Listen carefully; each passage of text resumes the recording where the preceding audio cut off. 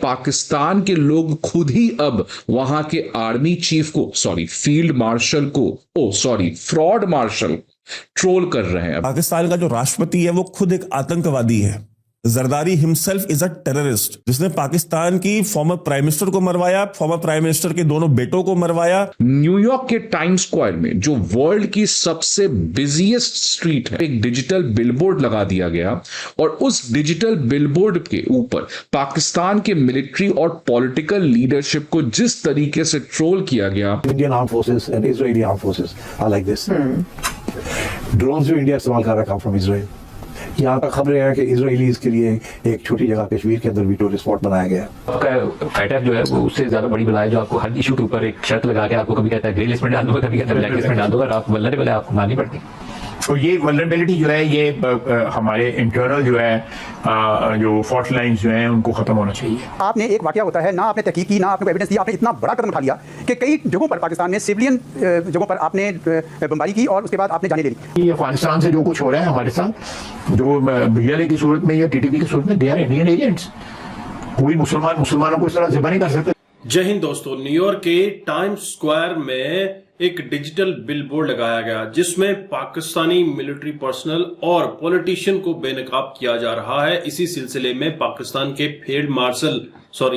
Fraud martial Asif Munir को भी पेश किया गया और उसे बेनकाब करने की कोशिश की गई। आज पाकिस्तानी मीडिया, पाकिस्तानी पब्लिक में बहुत गुस्सा है आसिफ मुनीर को लेकर, क्योंकि जब से ये फील्ड मार्शल बना है अपने ही लोगों पर बहुत अत्याचार कर रहा है। न्यूयॉर्क के टाइम्स स्क्वायर में, जो वर्ल्ड की सबसे बिजिएस्ट स्ट्रीट है, जहां पर कोई भी व्यक्ति अगर किसी भी तरीके का इस तरीके का डिजिटल बिलबोर्ड पब्लिश करता है तो बहुत सारे लोग देखते हैं, because that is one of the busiest street across the world. तो वहां पर एक न्यूयॉर्क टाइम्स स्क्वायर पे एक डिजिटल बिलबोर्ड लगा दिया गया और उस डिजिटल बिलबोर्ड के ऊपर पाकिस्तान के मिलिट्री और पॉलिटिकल लीडरशिप को जिस तरीके से ट्रोल किया गया, उसकी वजह से आज तमाम सोशल मीडिया पे काफी ज्यादा वायरल हो रहा है। फ्रेंड्स, इस पर्टिकुलर डिजिटल बिलबोर्ड में पाकिस्तान के प्यारे से आर्मी चीफ जनरल असीम मुनीर, जिसको अब फील्ड मार्शल से अपग्रेड कर दिया गया है, इस व्यक्ति को उस बिलबोर्ड में फ्रॉड मार्शल कहा गया है और साथ ही साथ एक लायर कहा गया है।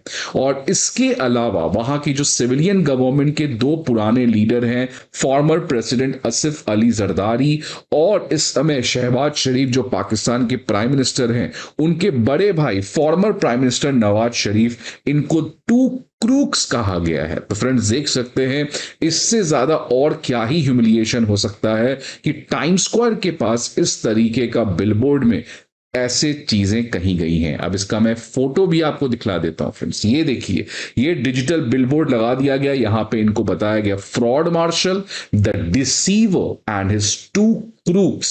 अब फ्रेंड्स, ये जो पूरा इस तरीके का काम हुआ है, ये भारतीयों ने नहीं किया, इनफैक्ट पाकिस्तान के लोगों ने खुद ही ये किया है। ये जो पाकिस्तान का डायस्पोरा है वो परेशान हो चुका है जिस तरीके से चीजें पाकिस्तान में चल रही है। ना ही डेमोक्रेसी है, ना ही इकोनॉमी है, और अब तो पानी के लिए भी लोग वहां पे तरस रहे हैं। तो फ्रेंड्स, ये एक बहुत बड़ा ह्यूमिलिएशन है और ये जो पब्लिक एम्बैरसमेंट किया गया है फ्रॉड मुनीर का ग्लोबल स्टेज पे, that has not been done by India. तो पाकिस्तान तो ये भी नहीं कह सकता है कि भाई भारतीयों ने कहा, ये तो खुद के पाकिस्तानी डायस्पोरा ने कहा है कि पाकिस्तानी डायस्पोरा आज इस पूरे डेवलपमेंट से जो पाकिस्तान में चल रहा है इससे परेशान है और उसी कॉन्टेक्स्ट में ये पर्टिकुलर चीज कहा गया है। अब फ्रेंड्स, असीम मुनीर जो है वो पहले भी ट्रॉल हो चुके हैं, ये कोई नई बात नहीं है, शायद उनको एक अच्छा एक्सपीरियंस है।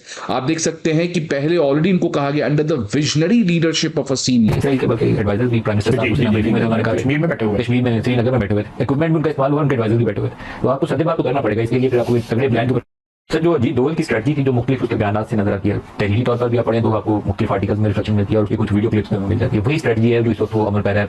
इसराइल उधर कर रहा है, ये इंडियन इधर कर रहे हैं। इसराइल के बल्कि एडवाइजर भी प्राइम मिनिस्टर कश्मीर में बैठे हुए, कश्मीर में श्रीनगर में बैठे हुए, इक्विपमेंट भी उनका इस्तेमाल हुआ, उनके एडवाइजर भी बैठे हुए। तो आपको सदे बात तो करना पड़ेगा इसके लिए फिर आपको एक तगड़े प्लान के ऊपर काम करना पड़ेगा। बिल्कुल।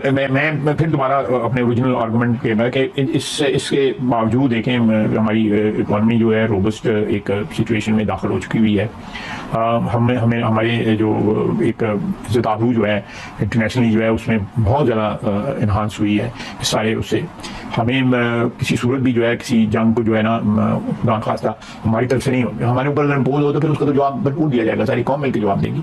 लेकिन इंटरनेशनल जो हमारे जो इस वक्त बाहर गए हुए हैं बिलावल साहब की सरबराही में, उनको भी और हमें भी हमारे जो मिशन हैं उनको भी ये बावर करना चाहिए सारी दुनिया को कि हम जंग नहीं चाहते। We want to coexist with our neighbors. हमारे इश्यूज हैं वो इश्यूज हैं बैनुल-अक़वामी बरादरी सेटल करवा दें। हम बैनुल-अक़वामी बरादरी को कहेंगे कि पया पंचायत करते हैं हमारी हिंदुस्तान और कश्मीर का इशू जो है सेटल करा दें। तीसरा यूनाइटेड नेशंस का साहब की सरबराही में, उनको भी और हमें भी हमारे जो मिशन हैं उनको भी ये बावर करना चाहिए सारी दुनिया को कि हम जंग नहीं चाहते। We want to coexist with our neighbors. हमारे इश्यूज हैं वो इश्यूज हैं बैनुल-अक़वामी बरादरी सेटल करवा दें। हम बैनुल-अक़वामी बरादरी को कहेंगे कि पया पंचायत करते हैं हमारी हिंदुस्तान और कश्मीर का इशू जो है सेटल करा दें। तीसरा यूनाइटेड नेशंस का बाकी जब बड़ी पावर्स जो हैं उनका इंटरेस्ट हो किसी रेजोल्यूशन में तो इम्प्लीमेंट हो जाता है, चाहे वो मिडल ईस्ट हो चाहे वो नॉर्थ अफ्रीका हो, वो हर जगह इंप्लीमेंट हो जाता है। लेकिन जहाँ उनका इंटरेस्ट ना हो और उनका इंटरेस्ट इसमें हो कि ये जख्म रिश्ता रहे, जख्म रिश्ता है। आप मैं नहीं डिटेल में जाऊंगा लेकिन तारीख अगर उठा के देखें तो ये शाखसाना जो है ये जो कॉलोनियल निज़ाम था ये उसका है। और कॉलोनियल निज़ाम के कौन मालिक थे? वो वेस्टर्न बाबर सिंह कॉलोनियल निज़ाम के मालिक। अब कॉलोनियल निज़ाम जो है उसकी फॉर्म और उसकी शेप डिफरेंट हो चुकी है। पहले फिजिकली जाके वो टेरिटरीज पे कब्जा करते थे, हिंदुस्तान पे कब्जा कर लिया, अफ्रीका में कब्जा कर लिया, फार ईस्ट में कब्जा कर लिया। अब जो है कॉलोनियलिज्म जिस तरह अब साइबर वॉर है कि हम अपनी टेरिटरी से जो है जहाज उनके डाउन कर सकते हैं या उनको निशाना बना सकते हैं, उनकी स्ट्रेटेजिक जो पोजीशंस हैं उनका निशाना। इसलिए लोग जो है वो अपने उनके मुख्तलिफ मैं नाम ही लूंगा इंटरनेशनल इंस्टीट्यूशंस हैं उनके जरिए ऑपरेट करते हैं, आर्म ट्विस्टिंग करके हैं।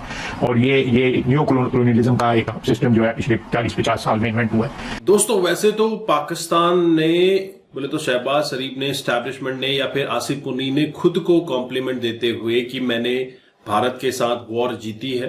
हालांकि सच पूरी दुनिया को पता है कि क्या हुआ है। भारत ने मारा ज्यादा है, बताया कम है और इसी सिलसिले में अपनी हार का जश्न भी मना रहे हैं और खुद को फील्ड मार्शल प्रमोट करने के बाद लोगों में गुस्सा भर गया है। जब से फील्ड मार्शल बना है अपने ही लोगों पे अत्याचार कर रहा है। वहीं इनके डिफेंस मिनिस्टर का कहना है कि पाकिस्तान के एस्टैब्लिशमेंट खुद अपने लोगों को जबा कर रही है क्योंकि उनके अधिकार, उनके हक, हुकूक, राइट्स उनको प्रॉपर नहीं मिल पा रहे हैं और इसी सिलसिले में लोग अपने अधिकारों को पाने के लिए सड़कों पर प्रोटेस्ट करते हुए नजर आ रहे हैं। आज सिंध, बलूचिस्तान, हर प्रांत में आपको इसी तरह के प्रोटेस्ट दिख रहे हैं। इवन अब तो अमेरिका में भी पाकिस्तानी मिलिट्री और पॉलिटिकल एजेंडे की भी पोल खुल रही है।